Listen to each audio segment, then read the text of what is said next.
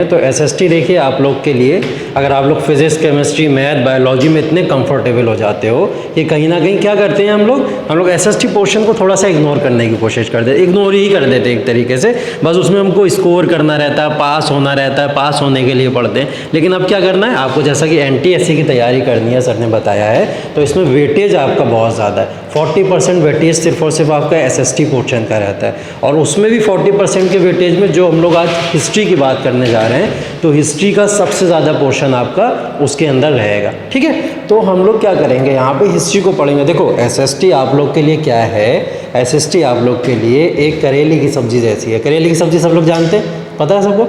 ठीक है, कड़वी ज़रूर होती है थोड़ी, ठीक, कड़वी ज़रूर होती है, लेकिन इस कड़वेपन की वजह से बाद में हमको अगर सिलेक्शन मिल जाता है ना, तो वो सिलेक्शन हमारी पनीर की सब्ज़ी भी बन सकती है बाद में जाके, है ना। तो हमको करेले की सब्ज़ी को क्या करना है, पनीर की सब्ज़ी में कन्वर्ट करना है किसी भी तरीके से।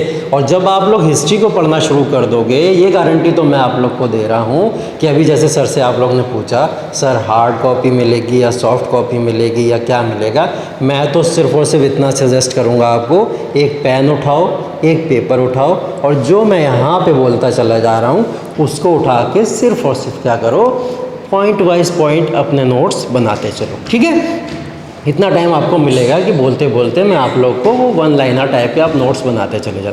कोई भी डाउट हो, कोई भी परेशानी हो, किसी भी तरीके की कोई भी दिक्कत,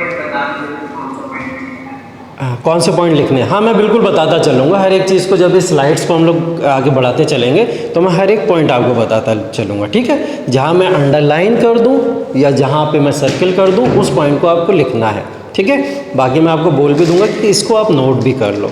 और आपकी सहूलियत के लिए, कहीं ना कहीं आपकी इजीनेस के लिए, ये PPT की फाइल भी हम आपको ट्रांसफ़र कर देंगे, जिससे आप लोग बाद में रिवाइज कर सकते हो उसको। ठीक है, यहाँ तक सारी बातें क्लियर?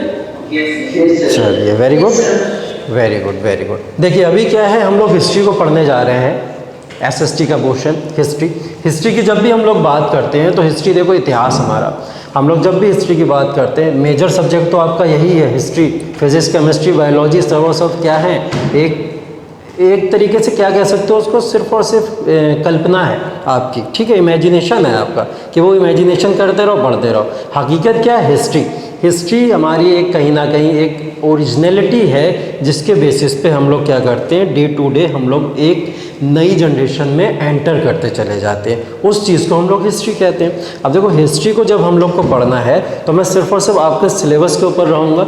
सर ने जैसे बोला, सर UPSC को भी पढ़ाते हैं, तो UPSC में तो बहुत ब्रॉड सिलेबस होता है, इतने ब्रॉड सिलेबस पे हम लोग नहीं जाएंगे।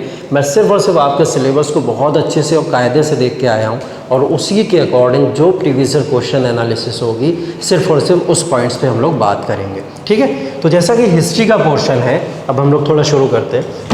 देखो हिस्ट्री के पोर्शन में हम लोग को क्या करना है, हिस्ट्री के पोर्शन में हम लोग को हिस्ट्री को कुछ पोर्शन में डिवाइड करके पढ़ना है। ठीक है, क्या करना है, कुछ पोर्शन में, जैसे हिस्ट्री आपकी क्या होती है, हिस्ट्री आपकी होती है 3 पोर्शन में डिवाइड करते हैं हम लोग हिस्ट्री को। ठीक है, 3 पोर्शन कौन कौन से होते हैं हिस्ट्री के, वो हाँ वेरी गुड। देखिए एक होता है आपका एंशिएंट हिस्ट्री जिसको हम लोग बोलते हैं, एक हम लोग बोलते हैं मेडिवल हिस्ट्री जिसको हम लोग बोलते हैं, और एक हम लोग बोलते हैं मॉडर्न हिस्ट्री।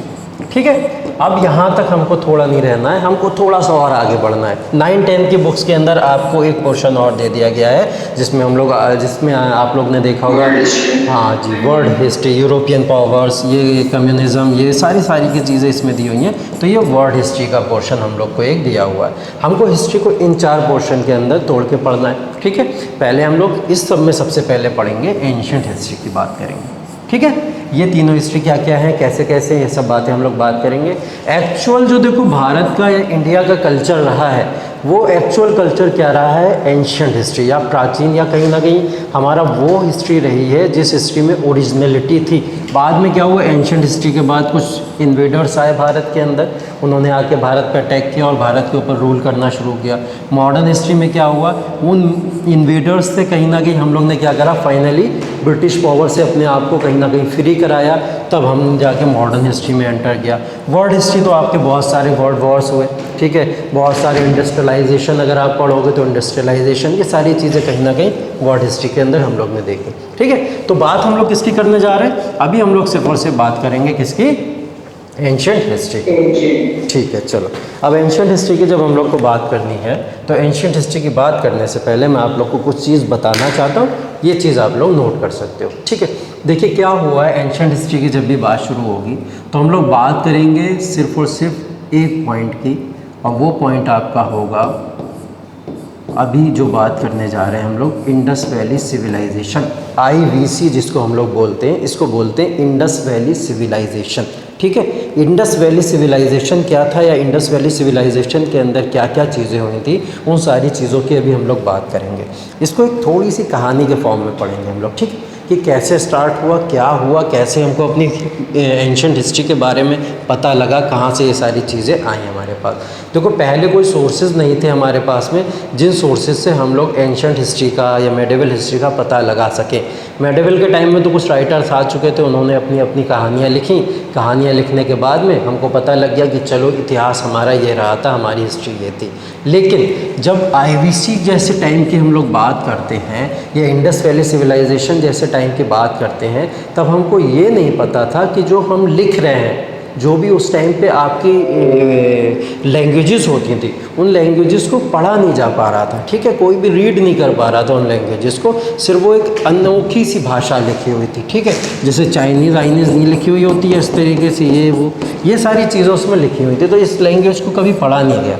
ठीक है, तो इंडस वैली सिविलाइजेशन को समझने के लिए एंशियंट हिस्ट्री का जो पहला पोर्शन है, इंडस वैली सिविलाइजेशन को समझने के लिए क्या हुआ, वहाँ पे क्या हुआ, बहुत सारी आर्कियोलॉजिकल साइट्स ने क्या करी, वहाँ पे डिगिंग वगैरह स्टार्ट करी कि वहाँ पे हमको ये पता चल जाए कि एक्चुअल में इस सिविलाइजेशन के अंदर कैसे लोग रहते थे, क्या वहाँ की सभ्यता थी या वहाँ के लोग किस रिचुअल्स को अपनाया करते थे, क्या वहाँ के लोग प्रेयर्स या रिलीजियस बिलीफ्स अपने रखा करते थे, उनकी सोशियो इकोनॉमिक लाइफ किस तरीके की हुआ करती थी।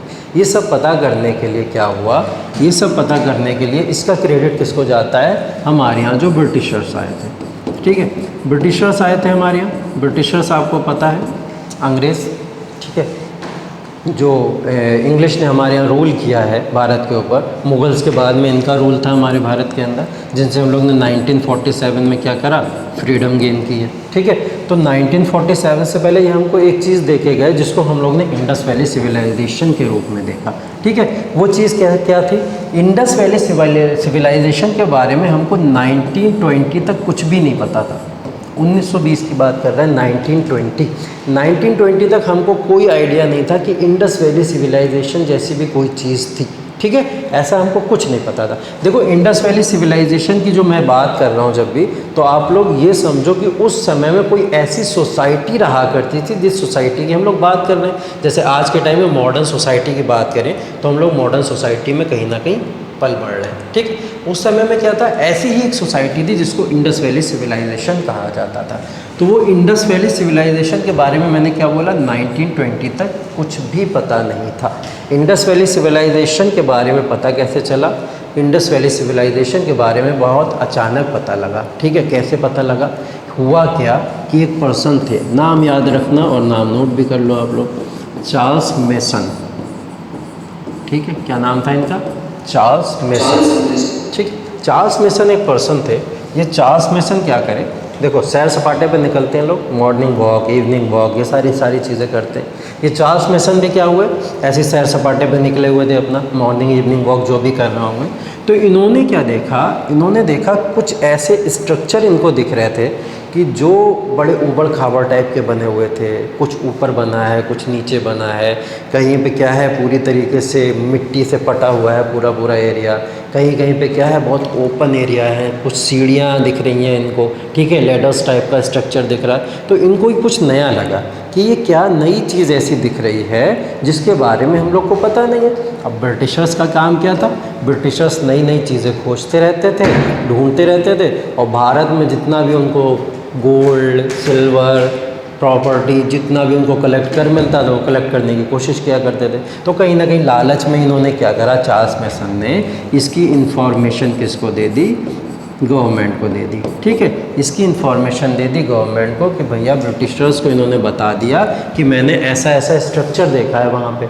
ठीक है। तो ब्रिटिशर्स ने क्या करा, जो ब्रिटिश पावर थी मेन, जो उस टाइम पे यहाँ पे क्या रहते थे, देखो ब्रिटिशर्स यहाँ पे जो कंट्रोल किया करते थे वो गवर्नर जनरल या वायसराय के बेसिस पे कंट्रोल किया करते थे। एक हेड होता था इनका कंट्री के अंदर, गवर्नर जनरल या वायसराय, ये हम लोग मॉडर्न में बात करेंगे। तो इन्होंने क्या करा, इसको बताया जब, तो इसने क्या करा कि सर्वे करवाया। इसने बोला कि चलो इन्फॉर्मेशन मिली है, सर्वे करके देखते हैं कि ऐसी कौन सी चीज़ है जो कि नई लग रही है और हम लोग उसके बारे में नहीं जानते।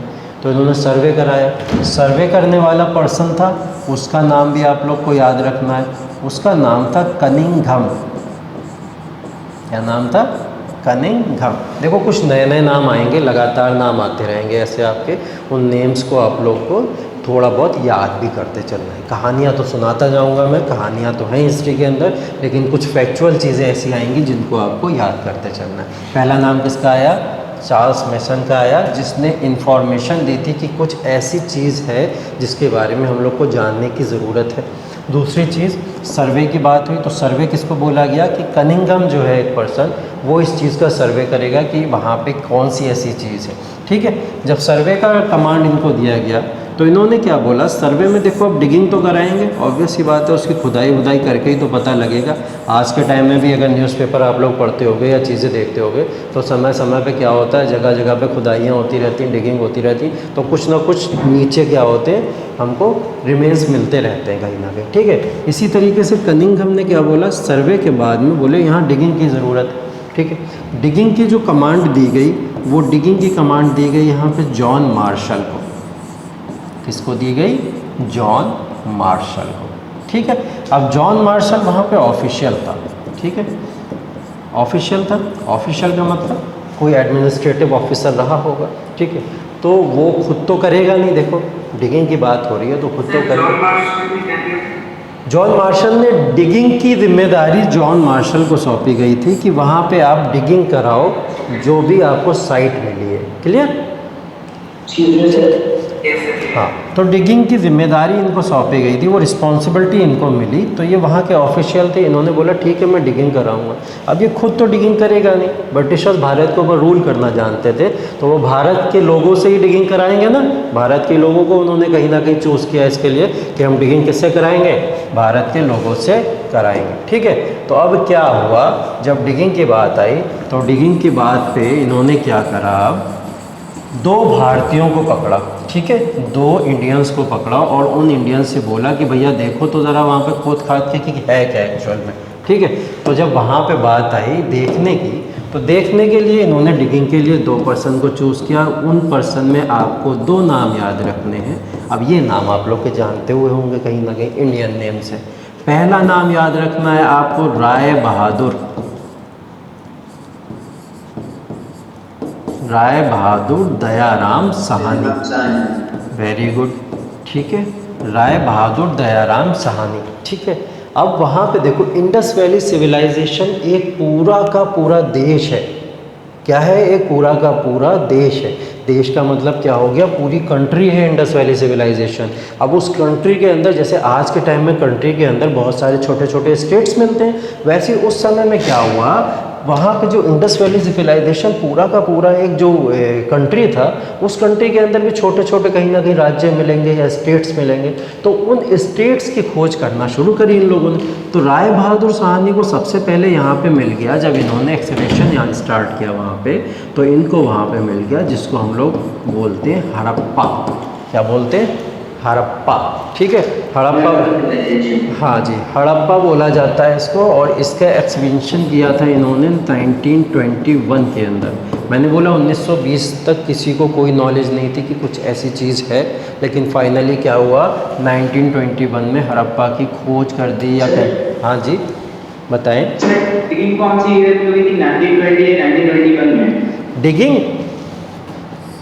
Yes sir. अच्छा, कौन सी ईयर में हुआ था? देखो डिगिंग की जो ये सब जो चल रहा है ना, पैरेलल चल रहा है। इसके अंदर आपको जो जो चीज़ें याद रखनी है, मैं सिर्फ जो डेट बता रहा हूँ सिर्फ वो डेट याद रखो। ठीक है। उसके अलावा अगर जाओगे तो प्रॉब्लम क्रिएट हो जाएगी। ये क्योंकि डिगिंग का प्रोसेस जो चल रहा है, उन सब के लिए अलग अलग डेट याद रखोगे तो कन्फ्यूज़न में पड़ जाओगे। बताने को मैं बहुत कुछ बता सकता हूँ इस स्टोरी में, ठीक है, लेकिन मैं सिर्फ काम की बात आपको बता रहा हूँ जो आपको याद रखनी है। हाँ जी। नाइन हाँ क्वेश्चन आता है डिगिंग किस ईयर में हुई थी, तो फिर कौन सा ईयर था, ये 1921 या 1920? हाँ, देखो डिगिंग का अगर क्वेश्चन आएगा, पहले तो आया नहीं है, मैं बहुत कुछ देख के आया हूँ, डिगिंग का कोई क्वेश्चन आया नहीं है। अगर डिगिंग की बात आएगी तो आप लोग 1921 ही लगाओगे, ठीक है, क्योंकि 1921 में फर्स्ट टाइम डिगिंग हुई है जिसमें हड़प्पा हमको मिला है, ठीक है।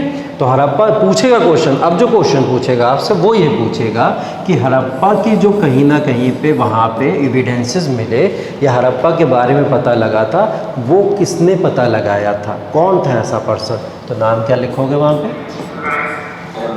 राय बहादुर दयाराम साहनी, इनका नाम आप लोग। हाँ जी, ये खुद ही थे वहाँ पे जिन्होंने वहाँ पे ये काम किया था। मैंने बोला ना, इन्होंने इनको अपॉइंट किया था, जॉन मार्शल ने, ठीक है। और जॉन मार्शल ने 2 इंडियंस को अपॉइंट किया था, एक राय बहादुर दयाराम साहनी थे और दूसरा नाम आप याद रखोगे राखलदास बनर्जी। क्या याद रखोगे, राखलदास बनर्जी, ठीक है। तो ये 2 नाम आप सर ये ब्रिटिशर्स के काम ऑफिसर्स थे, ब्रिटिशर्स जो थे, फिर से रिपीट करो। सर ये एक तरह से ब्रिटिशर्स के ऑफिसर्स हो गए। देखो हाँ, देखो ब्रिटिशर्स हमारे ऊपर रूल कर रहे थे उस समय, ठीक है। 1947 तक उन्होंने हमारे ऊपर रूल किया।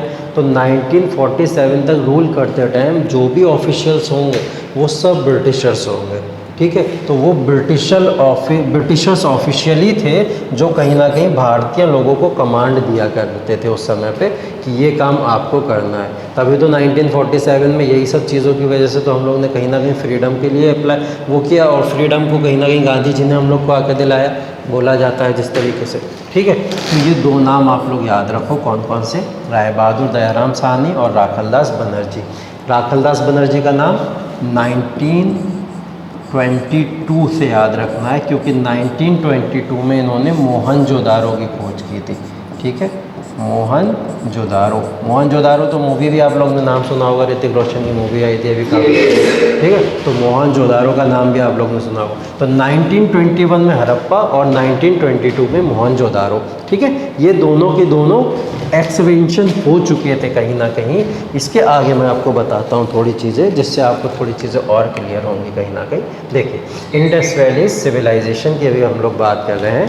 तो इंडस वैली सिविलाइजेशन के अंदर क्या करना है हमको, इंडस वैली सिविलाइजेशन के अंदर हम लोग को क्या करना है, ये देखना कि कौन से इरा के अंदर इंडस वैली सिविलाइजेशन हुआ, ठीक है। तो इंडस वैली सिविलाइजेशन देखो 2500 BC से लेके 1800 BC तक की बात हो रही है। BC की बात जब भी हो रही है, देखो डेट को 2 तरीके से याद रखना है हमको, एक है BC और एक है AD। जब भी हम लोग BC की बात करते हैं तो इसका मतलब होता है बिफोर क्राइस्ट, एकदम वेरी गुड। तो ये बिफोर क्राइस्ट की बात हो रही है, मतलब एंशियंट हिस्ट्री जहाँ तक हम लोग पढ़ेंगे वहाँ सिर्फ BC की बात होती रहेगी, बिफोर क्राइस्ट की ही बात होती रहेगी, क्लियर है। AD की बात जब भी हम लोग करेंगे, हाँ, तो एनो डोमिनी मतलब होता है इसका मतलब क्या होता है, in the year of Christ, मतलब जब जीसस क्राइस्ट आ चुके थे दुनिया में, उनके बाद से जितनी भी डेट लगती है वो AD कहलाती है हमारी, ठीक है। अभी हम लोग क्या पढ़ रहे हैं, 2500 से 1800 BC तक की बात कर रहे हैं, ठीक है। तो इसके अंदर देखो आपको याद क्या करना है, इसके अंदर आप लोग को याद ये रखना है कि इंडस वैली सिविलाइजेशन की लोकेशन क्या थी, कि हम लोग अगर पूरी भारत को देखें आज के समय में, पूरी कंट्री को देखें, अगर एक मैप हमारे दिमाग में बन रहा हो पूरे के पूरे इंडिया का, तो वहाँ पे इंडस वैली सिविलाइजेशन कौन सा एरिया था जो इंडस वैली सिविलाइजेशन की तरह हमको दिखता था, ठीक है। उस एरिया को हम लोग ढूंढने की कोशिश करेंगे इसके अंदर। लेकिन उससे पहले मैं आपको एक चीज़ और बता देता हूँ। देखो, इंडस वैली सिविलाइजेशन के अंदर मैंने आपको बोला कि किस तरीके से लोग रहते थे, पहले तो ये चीज़ इंपॉर्टेंट थी हमारे लिए। दूसरी चीज़ ये थी कि वो लोग यूज़ किया करते थे, क्या चीज़ें यूज़ करते थे। जैसे आपने बहुत पहले आदि मानवों का टाइम सुना होगा, आदि मानव भी हुआ करते थे, वो प्री हिस्टोरिक टाइम का इरा की बात थी, वो आपके सिलेबस का पार्ट नहीं है तो मैंने आपको पढ़ाया नहीं, बताया नहीं। लेकिन अगर हम लोग वो सारी बातें करें तो उनके भी रहन सहन का कोई तरीका रहा होगा, ठीक है। कुछ परफॉर्मेंस वो भी किया करते होंगे, कुछ रिचुअल्स को अपनाया करते होंगे, क्या करते होंगे। तो इसी तरीके से क्या है, इंडस वैली सिविलाइजेशन के लोग कैसे रहते थे और किन किन चीज़ों का यूज़ करते थे, और उस समय में वो कौन सी चीज़।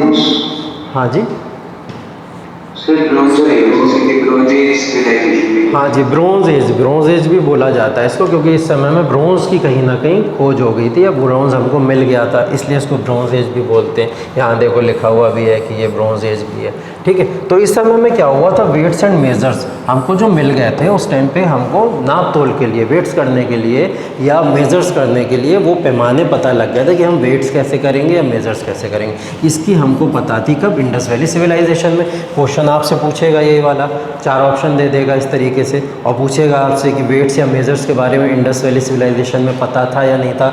आप क्या बोलोगे, हाँ पता था, ठीक है।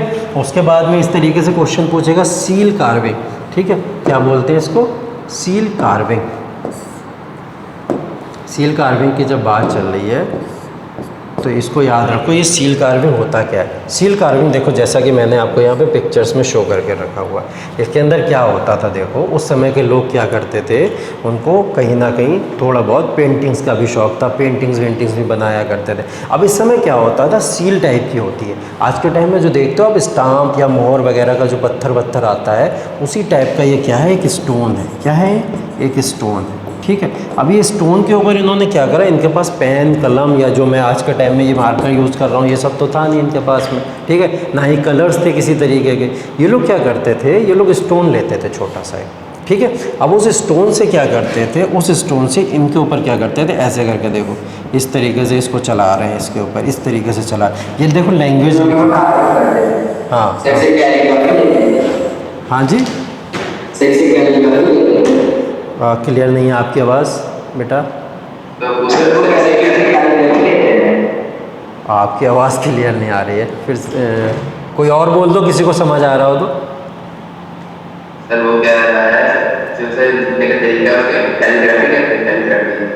हाँ देखो, लिखने का तरीका जो था, इनका जो लिखने का तरीका था, वो लिखने का तरीका इसी तरीके से था। ये लोग इधर से शुरू करते थे लिखना, इधर से, ठीक है। यहाँ से लिखना शुरू करते थे राइट साइड से, और किधर आते थे, लेफ़्ट के साइड में आते थे, ऐसे लिखते थे। और लिखते कैसे थे, ऐसे कुदेर कुदेर के लिखा करते थे, हाथ से पकड़ते थे, ऐसे ऐसे खींच खींच के लिखा करते थे, इस तरीके से लिखते थे, ठीक है।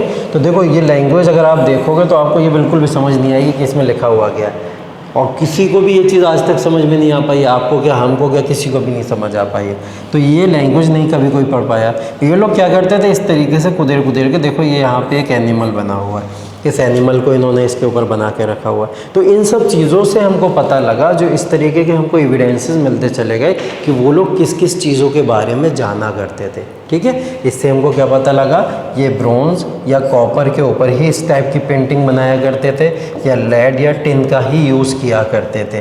क्या पता लगा इससे हमको, एक चीज़ हमको ये पता लगी, जैसे ये जो स्क्रिप्ट थी इनके समय की, जिसको मैं बार बार बात कर रहा हूँ, इस स्क्रिप्ट के बारे में हमको अभी ज़्यादा जानकारी नहीं है, या हम इसके बारे में नहीं पढ़े हुए हैं, ठीक है, हमको नहीं पता लगा। अब इंडस वैली सिविलाइजेशन ख़त्म कैसे हुई होगी, कैसे क्या हुआ होगा कि इंडस वैली सिविलाइजेशन ख़त्म हो गई, इसकी बात हम लोग बाद में करेंगे, ठीक है। अभी आप लोग आगे देखो, आगे क्या है। अभी थोड़ा सा मैं आपको ज्योग्राफिकल एक्सटेंट दिखाता हूँ इसका, कि इंडस वैली सिविलाइजेशन की लोकेशन क्या है, जिसकी हम लोग बात कर रहे थे, कि कौन सी जगह है जो इंडस वैली सिविलाइजेशन, ठीक। अब इसके ऊपर आपको जो पूरा मैप दिख रहा है, सबको क्लियर है मैप?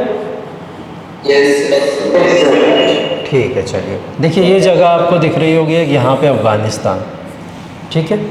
यहाँ पे आपको दिख रहा होगा ये है पाकिस्तान, और यहाँ पे आपको क्या दिख रहा होगा, ये है इंडिया, ठीक है। 3 कंट्री की बात की मैंने, कौन कौन सी, एक अफ़गानिस्तान, एक पाकिस्तान और एक इंडिया।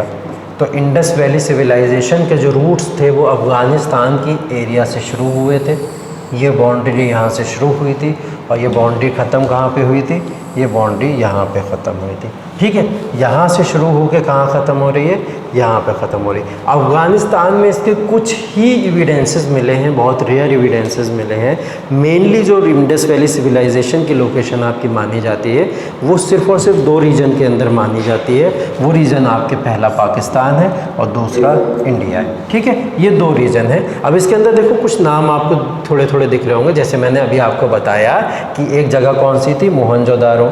ये देखो, ये मोहनजोदारो लिखा हुआ है यहाँ पे, ये दिख रहा है आपको। ये सिंध का रीजन हुआ करता था पाकिस्तान में। आज के समय में जो सिंध का रीजन है, वो सिंध का रीजन कौन सा है, पूरा का पूरा मोहनजोदारो। ये देखो हड़प्पा लिखा हुआ है यहाँ पे, ठीक है।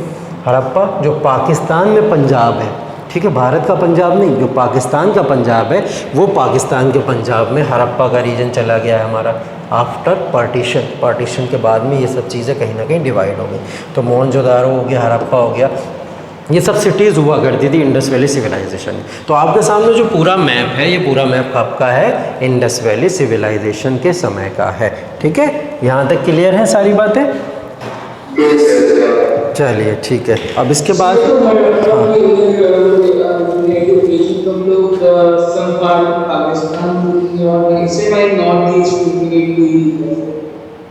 अच्छा देखो बताते हैं अभी हाँ देखो अभी बताते हैं एक्चुअल हुआ क्या है। जो एग्जैक्ट लोकेशन है, एग्जैक्ट लोकेशन को आप कैसे जज करोगे, कौन कौन सी लोकेशन है, वो लोकेशन को हम लोग कुछ इस तरीके से जज करेंगे कि ये जो सिविलाइजेशन हमारा कहलाता है वो सिविलाइजेशन हमारा ट्रायंगुलर टाइप का कहलाता है। कैसा कहलाता है? ट्रायंगल टाइप का। पढ़ा होगा ट्रायंगल आपने, ठीक है। तो ट्रायंगुलर टाइप का ये कहलाता है कि ये 3 लोकेशन ऐसी हैं जिन लोकेशन के अंदर अंदर पूरा का पूरा सिविलाइजेशन आपका हुआ करता था। वो ट्रायंगुलर पोजीशन में आपको दिखाता हूँ कि एग्जैक्टली इंडस वैली सिविलाइजेशन क्या था। वो देखिए ये था इंडस वैली सिविलाइजेशन को हम लोग एक ट्रायंगुलर बेसिस पे समझ सकते हैं। वो ट्रायंगुलर बेसिस में ये देखिए जम्मू एंड कश्मीर की बात हो रही है। जम्मू कश्मीर इंडिया का पार्ट है आज के समय में भी, ठीक है। तो इंडिया का पोर्शन है जम्मू कश्मीर। इसमें एक जगह पड़ती है मांडा, ठीक है। कौन सी जगह पड़ती है? मांडा एक जगह। ये आपको छोटी छोटी चीज़ें याद करनी है और कुछ नहीं, ऐसे ही क्वेश्चन आपसे पूछ लेता है, ठीक है। अब ये डायरेक्शन तो आपको पता ही होंगी, टॉप पे नॉर्थ होता है, नीचे साउथ होता है, इधर वेस्ट हो जाएगा और इधर ईस्ट हो जाएगा। हाँ इंडस का बता रहा हूँ, इंडस वैली सिविलाइजेशन का बता रहा हूँ, ठीक है। ये इंडस का ही पोर्शन है। इसी तरीके से इंडस पूरी तरीके से ट्रायंगुलर शेप में बाउंड्री पूरी बटी हुई थी इसकी। आज के टाइम में इंडिया का मैप अगर आप देखते हो तो इंडिया का मैप किस तरीके से दिखता है आपका? इंडिया का मैप आपका अगर आप देखोगे तो उसको कैसे दिखेगा? उसका कोई आकार इस तरीके का निश्चित नहीं है या उसका कोई एरिया ऐसा कहीं ना कहीं क्लियर नहीं है, डिफाइंड नहीं है कि आप उसको एक शेप का नाम दे सको। आप उसको ट्रायंगुलर नहीं बोल सकते हो, आप उसको सर्कुलर नहीं बोल सकते, आप उसको पैराबोलिक, हाइपरबोलिक, ये कुछ नहीं बोल सकते ना। लेकिन उस समय इंडस वैली सिविलाइजेशन को हम लोग क्या बोलते थे कि इसका जो डायरेक्शन होता था या शेप होता था वो कैसा होता था? ट्रायंगुलर शेप का होता था, ठीक है। पूछेगा आपसे नॉर्थ ईस्ट, ये पोर्शन कौन सी हो जाएगी? नॉर्थ ईस्ट हो जाएगी। देखो मैं ऐसे खड़ा हुआ हूँ अगर, तो मेरा टॉप वाला जो पोर्शन है वो नॉर्थ लगेगा, मेरा बॉटम एरिया जितना भी है वो कितना साउथ लगेगा। अगर मैं इस एरिया में चला जाऊँ तो ये पूरा का पूरा वेस्टर्न साइड हो जाएगा, और अगर मैं इधर चला जाऊँ ये कौन सा हो जाएगा? ईस्टर्न साइड हो जाएगा, ठीक है। तो इस तरीके से डायरेक्शन को हम लोग डिफ़ाइन करते हैं। तो इसी तरीके से जब डायरेक्शन को डिफ़ाइन किया जाता है तो यहाँ से नॉर्थ पकड़ते हैं और यहाँ से ईस्ट पकड़ते हैं हम लोग। ये पोर्शन कैसा बन जाता है? जो इस तरीके से जाता है हमारा, वो कहला देता है हमारा नॉर्थ ईस्ट। पूछेगा आपसे मांडा या जम्मू कश्मीर का रीजन कौन से रीजन में पड़ता था? नॉर्थ में पड़ता था, ईस्ट में पड़ता था, वेस्ट में पड़ता था या नॉर्थ ईस्ट में पड़ता था? क्या लगाओगे आंसर? नॉर्थ ईस्ट में पड़ता था, ठीक। तो कौन सा रीजन है? मांडा, जम्मू कश्मीर। और ये एक चीज़ और याद रखनी है, ये यहाँ पे जो रिवर पड़ती है वो रिवर चेनाब रिवर थी। ये चेनाब रिवर की कहीं ना कहीं क्रॉस में वहाँ पे आपका ये एरिया पूरा पड़ा करता था। रिवर का नाम भी याद रखना। दूसरी चीज़ क्या याद रखनी है हमको? अब आ जाओ सदर्न एरिया पे, ठीक है। सदर्न एरिया मतलब अब ये हो जाएगा क्या आपका? साउथ ईस्ट हो जाएगा ना?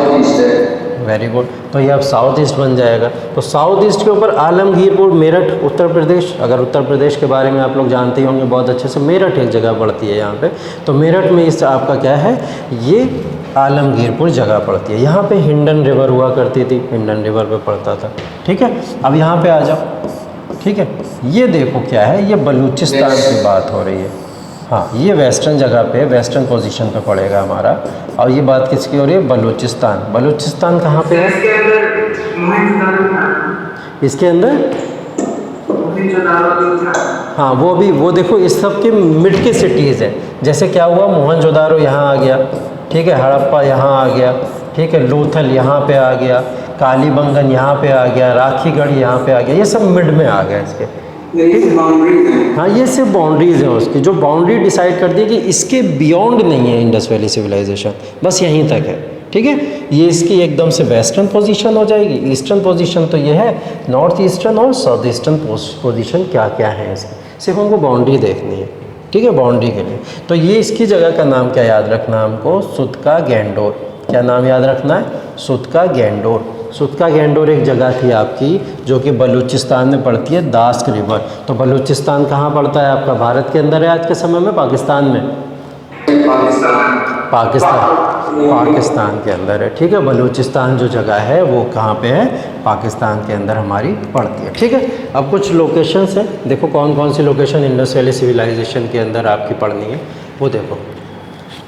वो कौन कौन सी है, लोथल, जिसकी लोथल की हम लोग बात कर रहे हैं, ठीक, लोथल, रंगपुर और सुरकोटदा, ये तीनों जगहें आपकी कहाँ पड़ती हैं, गुजरात के अंदर पड़ती हैं, ठीक है। गुजरात, सब लोग मैप की लोकेशन तक पहुंच पा रहे होगे मेरे ख्याल से, समझ पा रहे होगे, हाँ, वेरी गुड। गुजरात को जगह आपको पता है, गुजरात क्या है, एक कॉर्नर पे कोस्टल रीजन के एरिया पे पड़ता है, वो गुजरात के अंदर ये 3 सिटीज़ भी हैं हमारी, कौन कौन सी, लोथल, रंगपुर और सुरकोटदा, ठीक। कालीबंगन, कालीबंगन कहाँ है, राजस्थान के अंदर, राजस्थान में पहुँच रहे होगे, गुजरात से इधर आ जाओ थोड़ा सा, कहाँ पहुँच जाओगे, राजस्थान पहुँच जाओगे, तो ये राजस्थान में पड़ती है।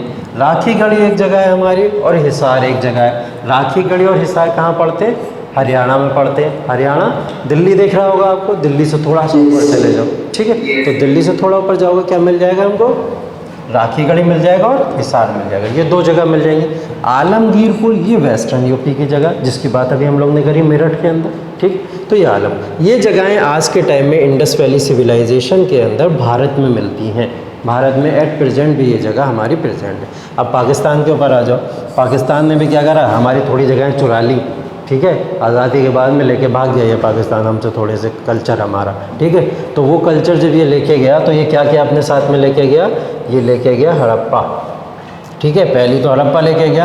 हड़प्पा क्या है, ये वेस्ट पंजाब में जगह पड़ती है, पाकिस्तान के अंदर ही जो पंजाब का रीजन है वहाँ पे भी ये जगह पड़ती है, ठीक है। मोहनजोदारो, मोहनजोदारो मैंने क्या बताया, सिंध का रीजन है आपका, ठीक है, ये सिंध में जगह पड़ती है। पाकिस्तान के देखो प्रोविंसेस हैं कुछ, जैसे पंजाब हो गया, सिंध हो गया, लाहौर, ये सब प्रोविंसेस वहाँ पे हैं। तो ये प्रोविंसेस में एक सिंध भी प्रोविंस है जहाँ पे मोहनजोदारो पड़ता है। एक है चन्हूदारो, ठीक है, चन्हूदारो भी कहाँ पे पड़ता है आपका, सिंध के रीजन में पड़ता है, ठीक है। यहाँ तक की बातें क्लियर है, किसी को कोई डाउट लोकेशन समझने में? चलिए ठीक है। देखिए लोकेशन याद करने के साथ साथ में आपको समझना भी है, माइंड के अंदर क्या करो, एक मैप क्रिएट कर लिया करो। जब प्रैक्टिस करते हैं, मैप की प्रैक्टिस करते हो ज्योग्राफी पढ़ते टाइम भी, कौन सी लोकेशन कहाँ कहाँ पे, कौन सा स्टेट कहाँ कहाँ पे, उसी तरीके से बस इसको दिमाग में रखो कि अच्छा ये राखी गढ़ी की अगर बात हो रही है तो ये हरियाणा में होगा, हरियाणा का दिल्ली के ऊपर पड़ता है, ठीक है। इस तरीके से थोड़ा याद रखोगे तो आपके लिए ईजी हो जाएगा, ठीक। अब देखो इसके थोड़ा अर्बन इंफ्रास्ट्रक्चर की बात कर लेते हैं कि जो इंडस वैली सिविलाइजेशन था उसका इंफ्रास्ट्रक्चर कैसा था, ठीक है, वहाँ के रहने वाले लोग किस तरीके से रहते थे। पहली तो चीज़ याद ये रखनी है हमके, वहाँ पे क्या है, 2 तरीके से लोग दुनिया में रहते हैं, ठीक है। सॉरी, एक क्या होता है, वो कहलाते हैं रूरल पीपल, एक कहलाते हैं अर्बन पीपल। क्या डिफरेंस होता है रूरल और अर्बन में?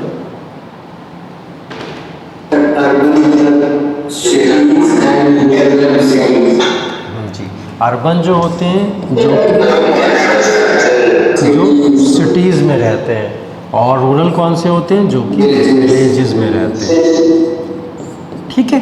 तो रूरल जो होते हैं वो विलेजेस में रहते हैं, मतलब विलेजेस में रहने का मतलब हम क्या समझ सकते हैं कि वो लोग थोड़ा बहुत बैकवर्ड होते हैं अर्बन एरियाज से, इसलिए वो कहीं ना कहीं क्या करते हैं, माइग्रेशन करते हैं अर्बन एरियाज़ की तरफ, सिटीज़ की तरफ, कहीं ना कहीं एम्प्लॉयमेंट पे या एक अच्छा जीवन जीने के लिए, लाइफ को अच्छे से स्पेंड करने के लिए अर्बन एरिया की तरफ ट्रांसफ़र करते हैं। तो इससे हमको क्या समझ आ रहा है कि अर्बन एरिया एक प्रोमिनेंट एरिया होता है और एक अच्छा एरिया होता है रहने के लिए। तो देखो इंडस वैली सिविलाइजेशन के जो लोग थे उनका रहन सहन का तरीका क्या था, अर्बन था, ठीक है। वो सिटीज़ में रहा करते थे, टाउन बना के रहा करते थे, ठीक है। तो उनके टाउन की प्लानिंग क्या हुआ करती थी, पहली चीज़ तो देखो कि वेस्ट वाटर ड्रेनेज सिस्टम उनके यहाँ होता था। ठीक है, जो सीवर आज के टाइम में आप लोग देखते हो कि सीवर लाइन हर किसी के घर से निकली हुई होती है, वो सीवर लाइन अगर आप लोग मिडिवल हिस्ट्री में चले जाओ या एंशिएंट हिस्ट्री में चले जाओ तो क्या करते थे, वहाँ पे नालियाँ बना दिया करते थे, उस नालियों में से पानी बहता रहता था या वो रोड पे भी बह जाता था। आज के समय में भी कहीं कहीं देख लोगे म्यूनसिपैलिटीज़ क्या होती हैं, अगर सही से काम नहीं कर रही हैं तो पानी रोडों पे बहा करता है। लेकिन इंडस वैली सिविलाइजेशन के जो लोग थे उनका ड्रेनेज सिस्टम इतना प्रॉपर था कि वो पानी किसी भी कहीं भी किसी तरीके की नालियों के अलावा और कहीं नहीं बहा करता था। तो एक प्रॉपर ड्रेनेज सिस्टम के साथ में ये लोग अपनी लाइफ को स्पेंड कर रहे थे। ठीक है, ट्रैश कलेक्टिंग सिस्टम, ठीक है, किसी भी तरीके का कोई भी आपका ट्रैश हुआ करता था वो कहीं रोड पे नहीं दिखा करता था, तो उसको भी एक पूरा प्रोसेस था और बहुत कायदे से उन सब चीज़ों को रखा करते थे। ठीक है, देखिए बाथ एंड ग्रेनरीज, जब भी पब्लिक बाथ की बात होती है, देखो आज के टाइम में स्विमिंग पूल्स होते हैं। ठीक है, जैसे स्विमिंग पूल्स होते हैं उसी तरीके से क्या होता था उस टाइम पे ग्रेट बाथ हुआ करता था। उसी तरीके से समझाने के लिए बस आपको बता रहा हूँ, जैसे आज के टाइम में स्विमिंग पूल देखोगे उस तरीके से उस समय में क्या होता था, एक ग्रेट बाथ हुआ करता था। देखिए, देखते हैं इसमें। ठीक, ये देखिए पहला जो फिगर है आपका, ये फिगर है आपका ग्रेट बाथ। ठीक, ये ग्रेट बाथ देखो कैसा है कि चारों तरफ ये देखो बाउंड्रीज़ हैं। ठीक है, बाउंड्रीज टाइप की हैं ये सब, और बीच के अंदर देखो इन्होंने क्या करा, एक पैटर्न बना के रखा हुआ है इस तरीके का कि जो एक कहीं ना कहीं जिसके अंदर पानी भरा रहता था पूरा का पूरा। सीढ़ियाँ उतरी हुई हैं, सीढ़ियों के नीचे ये पूरा पानी भरा रहता था। आप लोग में से कभी कोई अगर लखनऊ में है तो कोई क्लॉक टावर पे गया होगा। ठीक है, क्लॉक टावर अगर आप लोग ने देखा होगा, लखनऊ के अंदर कभी आना हुआ होगा, लखनऊ में रहते होंगे तो लखनऊ के अंदर भी आपने एक ऐसा ही कोई स्ट्रक्चर देखा होगा जिसमें सीढ़ियाँ हैं। पहले सीढ़ियों के बाद में उतरते हैं तो वहाँ खूब सारा पानी भरा हुआ है, जहाँ पे पानी भरने के साथ ही वहाँ पे क्या होता है, अब वहाँ पे देखो बाथ वाला प्रोसेस नहीं है, लेकिन यहाँ पे क्या होती थी, यहाँ पे ग्रेट बाथ, मतलब कई इसमें वाटर कैसे भरा जाता था। वाटर इसमें ऐसे भरा जाता था कि ये जो आपको दिख रहा है एरिया, इनमें से क्या होता था, एक आपको प्रॉपर ड्रेनेज सिस्टम दिया जाता था। ठीक है, ड्रेनेज सिस्टम एक छोटी छोटी सी नालियाँ निकाल दी जाती थी। वो नालियाँ क्या होती थी, धीरे धीरे जा के कहाँ से मिला करती थी, जो रिवर्स हैं हमारी, ठीक है, जो कैनाल्स हैं हमारे, जो लेक्स हैं हमारे, वो सारे के सारे इसमें आके मिला करते थे और वो इसमें जितने पानी की ज़रूरत होती थी उतने पानी को इसमें छोड़ दिया जाता था। क्लियर है, तो वो पानी हाँ ये भी तो है ना सर कि ऑलवेज की वजह से वो ओकेजनली बात करते थे, मतलब बस अगर कोई ओकेजन होते थे बड़े बड़े ओकेजन हुआ करते थे सर, बिलीव है। आपकी आवाज़ इतनी लाउड है कि वो सुनाई नहीं दे रहा है क्लियर एकदम। फिर से बोलिए सर कि सर ये था कि सर रिच पीपल उस टाइम के वो ओकेजनली बात लेते थे इसमें। हाँ बिल्कुल बिल्कुल, देखो जितने भी हैं, अगर ग्रेट बाथ की बात हो रही है तो जितने भी उस टाइम पे लोग हुआ करते थे वो वहाँ पे बाथ लेने आते थे, लेकिन रिच हुआ करते थे, पुअर हुआ करते थे, ऐसा कहीं डिफाइन नहीं किया गया है। ठीक है, ऐसा कहीं पे भी लिखा नहीं, क्योंकि जो इंडस वैली सिविलाइजेशन थी उसकी अगर हम लोग बात करेंगे तो वो एक सोसाइटी ऐसी थी जहाँ पे इक्वलिटी को फेवर किया गया है हमेशा। ठीक है, प्रोमिनेंसी हमेशा इक्वलिटी को दी गई है, प्रायोरिटी उसी चीज़ को दी गई है। तो किसी के लिए भी कोई ऐसा वो नहीं थी, रोक नहीं थी कि ग्रेट बाथ के अंदर वो आके नहीं आ सकता। लेकिन हाँ, जैसा कि सिस्टम हमेशा से चला है कि अगर राजा है उस एरिया का तो राजा ही बात करेगा अगर ऐसा एरिया कहीं पे बना हुआ है। ठीक है, तो मेन पहले ये सब आज की डेट में है, ये सब मैंने क्या बोला 1920 में, तो इन सब के बारे में पता लगा ना 1920 के बाद में आपको, तो 1920 के बाद में पता लग रहा है तो समझ जाओ।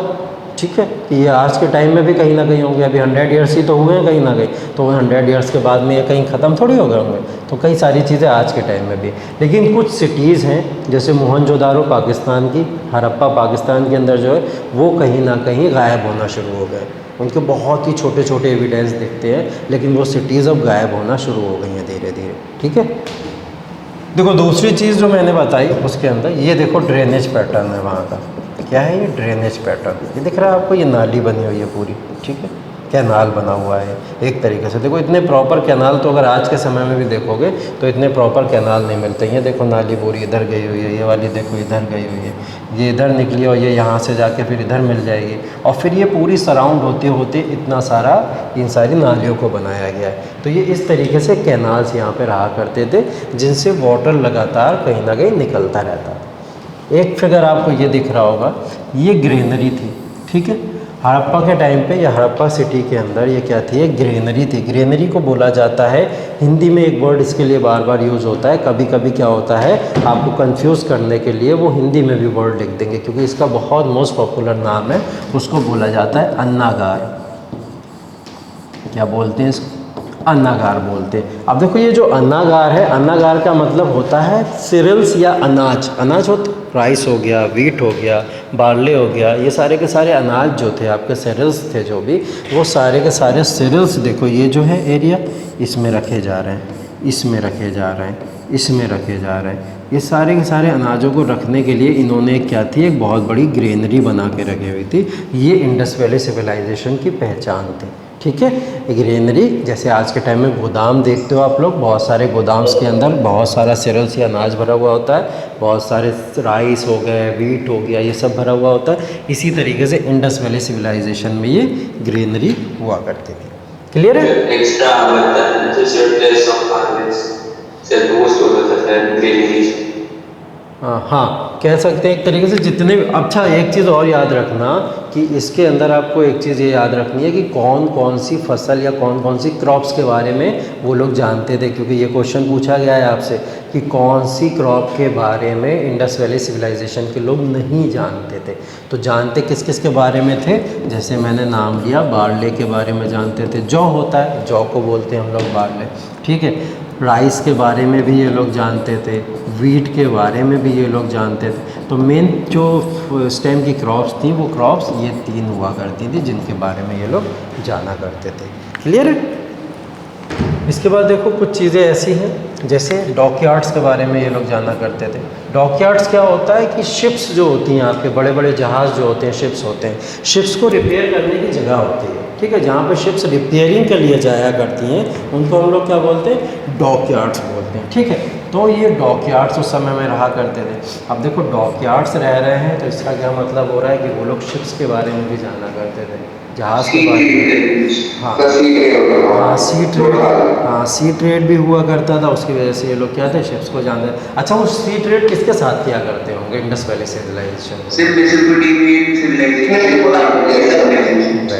वेरी गुड, तुम लोग तो बहुत अच्छा पढ़े हुए हो। हाँ, तो मेसोपोटामियन या इजिप्शियन सिविलाइजेशन उस समय में इनके पैरेलल चला करता था, ठीक है। अब वो जो सिविलाइजेशन था वो भारत के, अगर आप और वेस्टर्न रीजन में चले जाओ, ठीक है, जो आज के टाइम में अगर आप देखोगे, ईरान हो गया, इराक हो गया, मिडिल ईस्ट हो गया, हाँ, जितना भी मिडिल ईस्ट का और यूरोपियन रीजन अगर आप देखोगे तो ये सारा का सारा क्या होता था, मेसोपोटामियन या इजिप्शियन रीजन हुआ करता था। तो इस तरीके के अलग अलग क्या करते, जैसे आज के टाइम में कॉन्टिनेंट्स है, तब ये कॉन्टिनेंट्स बटे हुए थे और ये आपस में ट्रेड किया करते थे, ठीक है।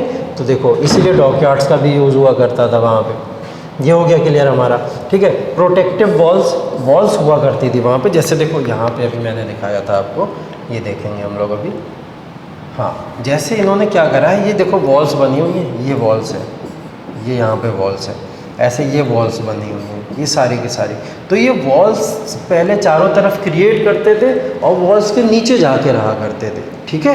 कहाँ रहते थे, वॉल्स के नीचे जाके रहा करते थे। अब ये वॉल्स को बनाया क्यों करते थे, एक तो इन्हें डर था कि फॉरेन इन्वेडर्स हो सकते हैं, हम लोग के ऊपर आके अटैक कर सकते हैं, तो जब वो अटैक करें तो हमारे ऊपर किसी तरीके का कोई इम्पैक्ट ना पड़े, तो ये उससे बचने के लिए भी ये काम किया करते थे।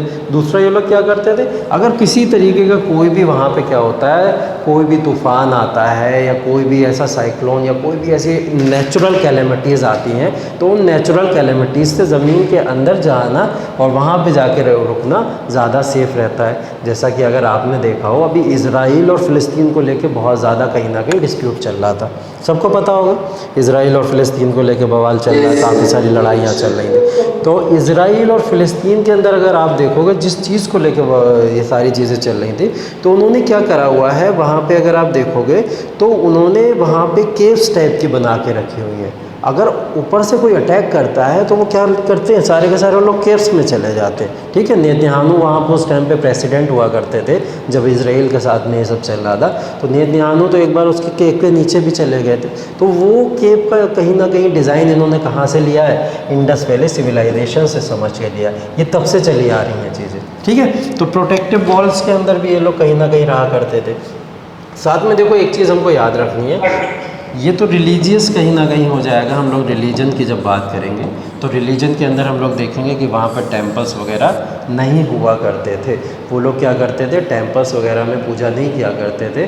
सिर्फ और सिर्फ उन लोग का जिस चीज़ को देख लिया करते थे कि इस चीज़ से मेरे को बेनिफिट हो रहा है, ये चीज़ मेरे को फ़ायदा पहुँचा रही है, वो लोग क्या करते उस चीज़ की पूजा करना शुरू कर दिया करते थे। ठीक है, वो उसी चीज़ की प्रेयर करते थे जिससे उनको कहीं ना कहीं फ़ायदा होता था। जैसे वो लोग फसल की क्रॉप्स से उनका पेट भरता था, क्रॉप्स की पूजा करना शुरू करते थे। ट्रीज़ की पूजा उन्होंने करना स्टार्ट कर दिया था क्योंकि ट्रीज़ उनको फ्रूट्स देते थे, उनको छाया दिया करते थे। उन्होंने सन की पूजा करना स्टार्ट कर दी थी, तो सन को वो लोग माना करते थे क्योंकि सन उनको लाइट देता था। ठीक है, पूरे रात होने के बाद में एकदम से जब एक किरण चमकती थी तो उनको लगता था यही भगवान है, इन्होंने ही हमको पूरी तरीके से जीवन दिया है। तो वो लोग क्या करते थे, सन को भी माना करते थे। ठीक है, तो ये टेम्पल्स रिलीजन की बात तो करेंगे, लेकिन देखो यहाँ पे एक चीज़ बड़ी कॉमन थी कि यहाँ पे कोई किंग नहीं है। कोई ऐसा एविडेंस नहीं मिला है कि एक राजा है, उसके सामने पूरी प्रजा खड़ी हुई है, पूरी आपकी जो है कई सारे लोग वहाँ सामने जाके खड़े हो, मतलब कोई किंगशिप नहीं पता लगी है हमको इंडस वैली सिविलाइजेशन के अंदर। तो जब किंगशिप नहीं पता लगेगी तो आर्मी भी नहीं होगी वहाँ। आर्मी तो वही होगी जहाँ पे किंगशिप होगी। अगर आज के समय में हम लोग बात करें तो किंग, अगर हम लोग माने किसको कि हमारे प्राइम मिनिस्टर अगर किंग हैं तो उनकी एक आर्मी भी तो है जो कि दूसरे लोगों से हमारी कहीं ना कहीं लोगों को प्रोटेक्ट कर रही है। तो आर्मी जैसी कोई भी चीज़ नहीं मिली है, ना ही किंगशिप किसी तरीके की मिली है।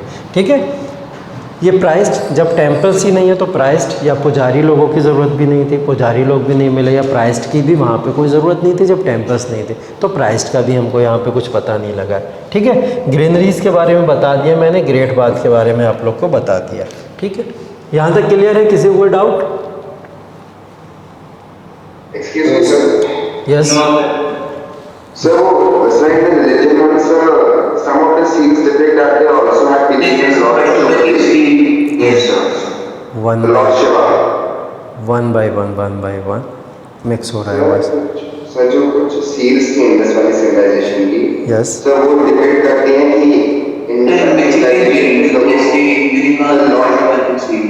Lord Pashupati and Shiva. Okay Lord Shiva और पशुपति, उनके बारे में भी बात करेंगे, लेकिन टेम्पल्स की बात मैंने अभी की है आपको। सिर्फ और सिर्फ मैंने आपको ये नहीं बोला कि वो लोग प्रेयर्स नहीं करते थे।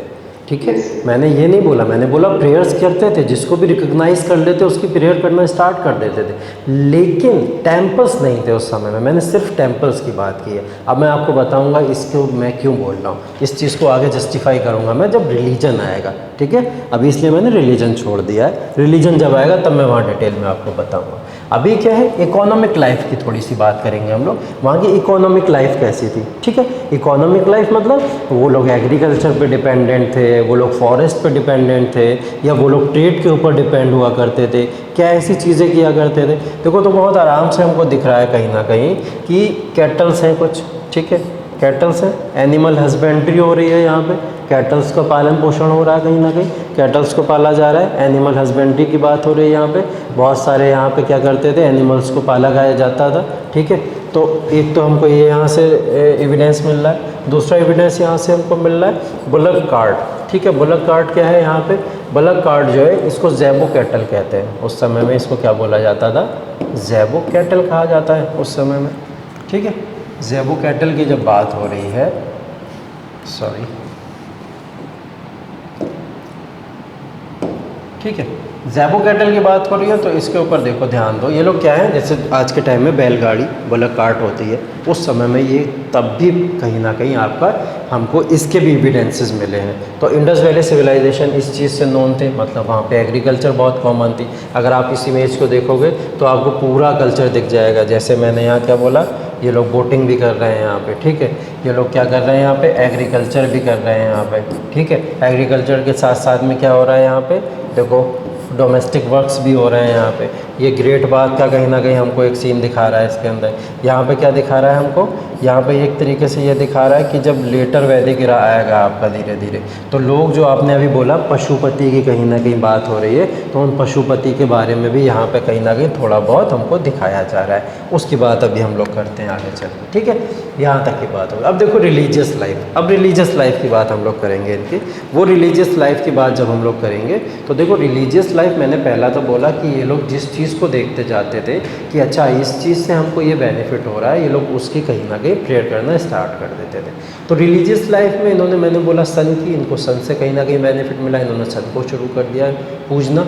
उसके बाद में इन्होंने किसको करा, ट्री को कर दिया। इसी तरीके से अपने जितने भी फार्मिंग सेक्टर, एग्रीकल्चर की वजह से इनको मिला करता था, तो ये उस सारी चीज़ों को पूछते चले जाते। लेकिन इन्होंने क्या करे थे, साथ ही साथ में एक अपना उसको लेके कि जैसे एक ईश्वर तो है जो ये सारी चीज़ें कंट्रोल कर रहा है, तो उस ईश्वर को इन्होंने कहीं ना कहीं दो रूप में माना हुआ है। वो क्या है, ये पहले तो मदर गॉडेस की, जिनको शक्ति भी कहा जाता है, क्या कहा जाता है, शक्ति भी कहा जाता है।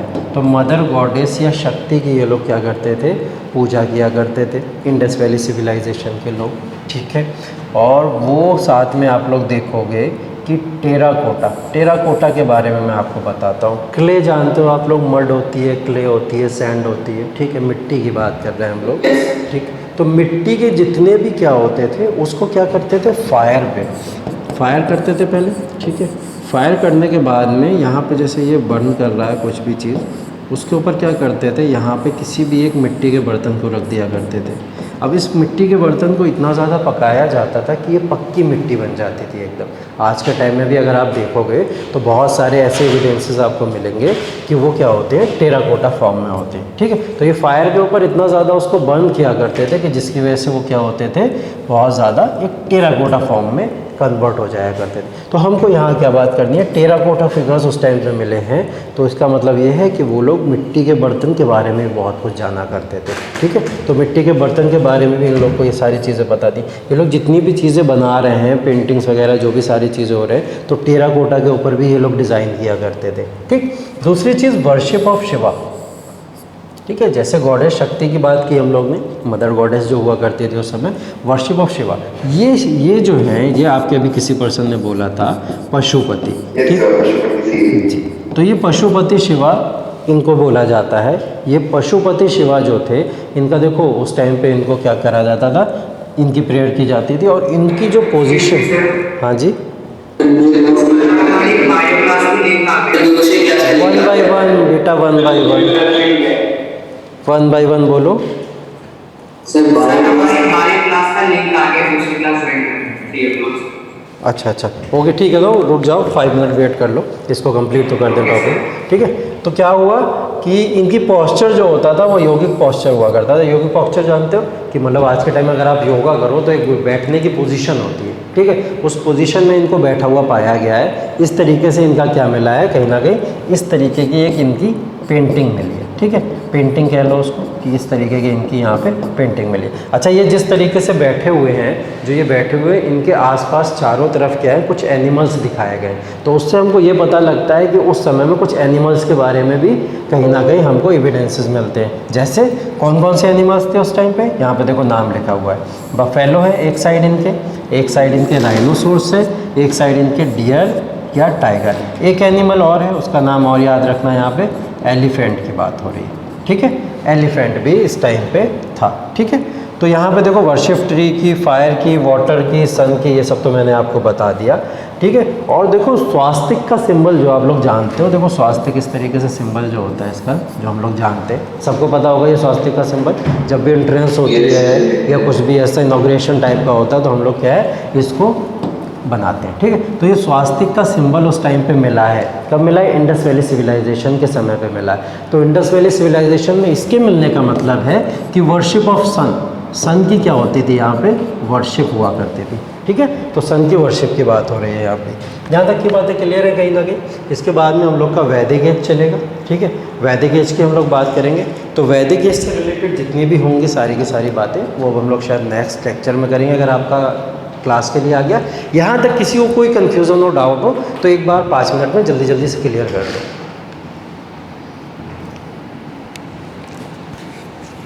नो सर के क्लियर है? क्या करके आएंगे? कल रिवीजन करके आएंगे पूरा का पूरा इंडस वैली सिविलाइजेशन का हम लोग, ठीक है। और जितने भी क्वेश्चंस होंगे उससे रिलेटेड उस पर बात करेंगे, फिर हम लोग वैदिक एज को पढ़ेंगे। क्लियर है?